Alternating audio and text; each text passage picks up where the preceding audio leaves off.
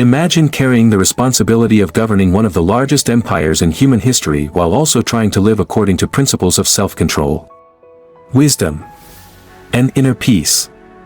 That was the challenge faced by Marcus Aurelius, a ruler remembered not only as a Roman emperor but also as one of history's most influential Stoic thinkers. Marcus Aurelius ruled the Roman Empire from 161 to 180 CE during a period filled with military conflict, political pressure, disease outbreaks, and personal tragedy. Unlike many rulers who pursued power for prestige or luxury, Marcus approached leadership as a duty. His private writings, later compiled into the famous book Meditations, reveal how he attempted to govern while remaining faithful to Stoic ideals. Stoicism taught that external events are largely outside our control, but our responses are always our responsibility. Marcus embraced this belief deeply. He viewed power not as a privilege but as a temporary role assigned by fate. Rather than asking, "How can I gain more?" he often reflected on, "How can I act with virtue?" One of the most important ways Marcus balanced philosophy and leadership was through self-discipline. Historical accounts describe him as avoiding excessive luxury despite being emperor. Stoic philosophy emphasized moderation, and Marcus tried to maintain personal simplicity even while surrounded by wealth and ceremony. This mindset helped him separate his identity from his position. Another challenge came from military leadership. Much of Marcus Aurelius's reign was spent managing wars along Rome's frontiers. Instead of retreating into philosophical isolation, he applied Stoicism directly to crisis management. During military campaigns, he reportedly continued writing personal reflections. These writings suggest he used philosophy not as an escape from responsibility but as a tool for facing difficult realities.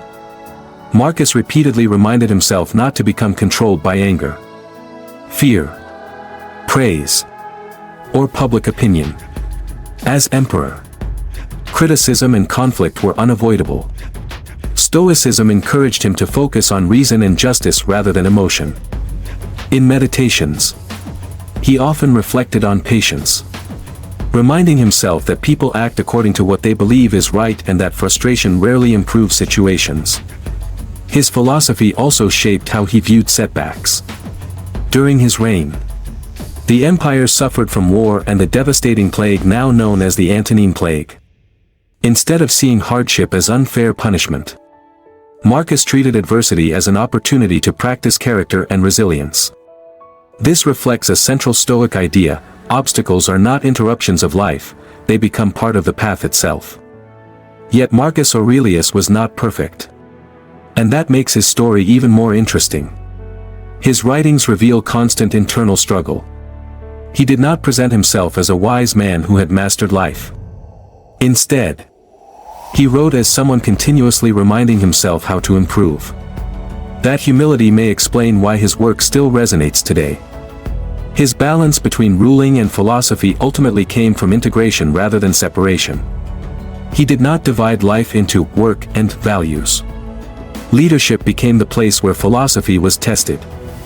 Today, Marcus Aurelius remains relevant because his message feels surprisingly modern. Success and responsibility do not require abandoning inner principles. Whether leading an empire, running a business, or managing everyday challenges, his example suggests that true leadership begins with mastering oneself before attempting to lead others.